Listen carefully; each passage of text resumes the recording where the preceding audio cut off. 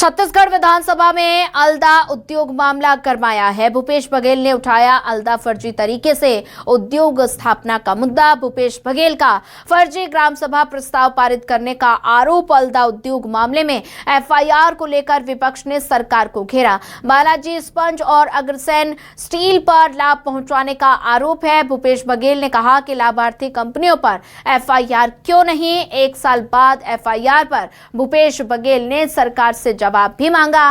मंत्री ओपी चौधरी बोले, जांच जारी है, दोषियों पर कार्रवाई भी होगी। और साथ ही ग्राम सभा प्रस्ताव में गड़बड़ी के आरोपों पर सदन में विपक्ष का हंगामा देखने को मिला। मंत्री के जवाब से असंतुष्ट होकर वॉकआउट किया है। बड़ा अपडेट आपको बता रहे हैं। साथ ही आपको ये भी बता दें कि छत्तीसगढ़ विधानसभा में अलदा उद्योग का मामला गरमाया हुआ है और साथ ही बघेल ने उठाया अलदा फर्जी तरीके से ये मामला। छत्तीसगढ़ विधानसभा में अलदा उद्योग का मामला गरमाया है। भूपेश बघेल ने उठाया अलदा फर्जी तरीके से उद्योग स्थापना का मुद्दा और साथ ही इसी पर ज्यादा जानकारी साझा करने के लिए हमारे साथ पॉलिटिकल एडिटर वैभव शिव पांडे जुड़ चुके हैं। वैभव, छत्तीसगढ़ विधानसभा में अलदा उद्योग का मुद्दा गरमाया हुआ है, जहां भूपेश बघेल ने अलदा फर्जी तरीके से उद्योग स्थापना का मुद्दा सदन में उठाया। तो ऐसे में सत्ता पक्ष और विपक्ष इस मुद्दे को लेकर आमने सामने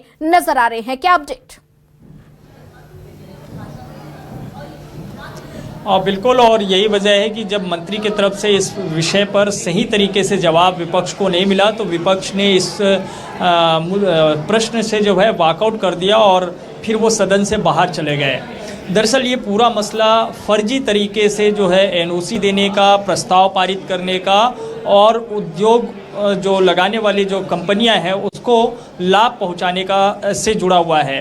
भूपेश बघेल का ये आरोप है कि फर्जी तरीके से इस उद्योगों को लगाने के लिए प्रस्ताव ग्राम सभा की तरफ से पारित किए गए थे और वहाँ पे एनओसी भी फर्जी तरीके से जारी किया गया था और जो कंपनी है उनके प्रभाव में आकर के उन्हें पूरी तरह से फर्जी तरीके से कागजी दस्तावेज मुहैया कराए गए जिससे कि वहाँ पे उद्योग स्थापित किए जा सके। और इसी मसले को लेकर के कांग्रेस काफ़ी मुखर रही है और भूपेश बघेल ने बीते दिनों इस पर एक बड़ा आंदोलन भी किया था, जिसके बाद अज्ञात लोगों के खिलाफ एफआईआर भी हुई। भूपेश बघेल यही जानना चाहते हैं कि वो अज्ञात लोग कौन हैं, इसमें सीधे तौर पर कंपनियों के नाम क्यों नहीं हैं और जो ग्राम सभा जिन्होंने फर्जी दस्तावेज तैयार किए, फर्जी प्रस्ताव पारित किए, उनके सरपंच और सचिव का नाम भी क्यों नहीं है। ये सवाल था जिसका जवाब पर्यावरण मंत्री ओपी चौधरी दे रहे थे, लेकिन उन्होंने किसी का नाम नहीं लिया और कहा कि ये मामले की जांच जारी है। लेकिन इस जवाब से विपक्ष संतुष्ट नहीं था, भूपेश बघेल संतुष्ट नहीं हुए और फिर पूरे विपक्ष ने सदन का बहिर्गमन किया। बिल्कुल वैभव, बात की जाए तो भूपेश बघेल ने लाभार्थी कंपनियों पर एफआईआर क्यों नहीं हुई ये सवाल उठाया, तो इस पर सरकार की तरफ से क्या कुछ जवाब आया और क्या वजह रही है कि अभी तक कंपनियों पर एफआईआर नहीं हुई है, क्योंकि कांग्रेस इस मुद्दे को मुखर होकर सदन में उठा रही है।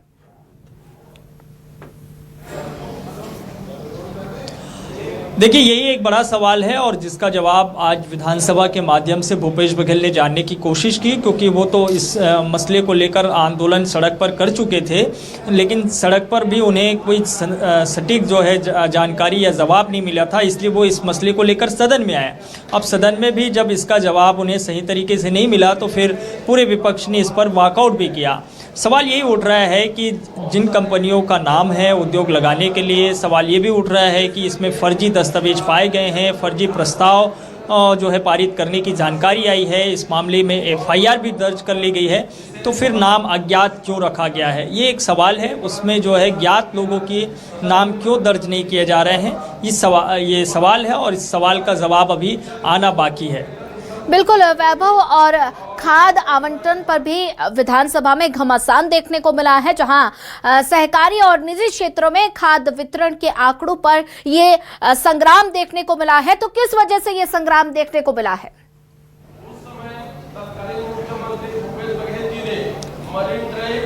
देखिए, ये मसला था खाद बीज संकट को लेकर के, जिसमें बीते दिनों विपक्ष ने स्थगन भी लाया था, लेकिन आज कांग्रेस के विधायक दलेश्वर साहू ने इस विषय को उठाया कि उन्होंने पूछा कि भाई इसकी जो है समुचित वितरण क्यों नहीं हो रहा है। ये अपने आप में एक बड़ा सवाल है। लेकिन इस वक्त जो है तमाम नेता आ चुके हैं बाइट देने के लिए, लेकिन जो सवाल है उसका जवाब मैं दे देता हूँ कि दलेश्वर साहू जो कि कांग्रेस के विधायक हैं, उन्होंने पूछा कृषि मंत्री रामविचार नेताम से कि इस पूरे मसले पर जो कृषि विभाग की जो नीति है, जो वितरण की प्रणाली है, उसमें भारी अनियमितता है, बहुत भ्रष्टाचार है, बहुत गड़बड़िया है और कंपनी जो कि प्राइवेट कंपनी है उसको फ़ायदा पहुंचाने के लिए अनियमित तरीके से पूरे प्रदेश में खाद बीज का वितरण किया जा रहा है, जो कि बहुत आपत्तिजनक है। उन्होंने ये भी आरोप लगाया कि जिन क्षेत्रों में 10% की ज़रूरत है वहाँ पे 50% जो है खाद उपलब्ध कराए जा रहे हैं, जहाँ पे 5% है वहाँ पे 25%। इस तरीके से एक अनियमितता की स्थिति बनी हुई है। मार्कफेड, सहकारी समितियाँ और कृषि विभाग के बीच तालमेल नहीं दिख रहा है। ठीक है वैभव, आप नजर बना के रखिए, आगे भी आपसे अपडेट लेते रहेंगे।